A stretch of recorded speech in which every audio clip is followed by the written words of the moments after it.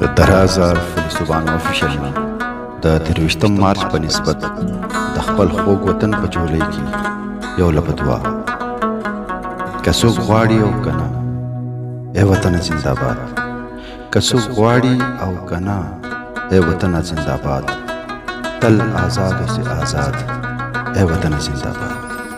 ای وطن زنده باد شکریہ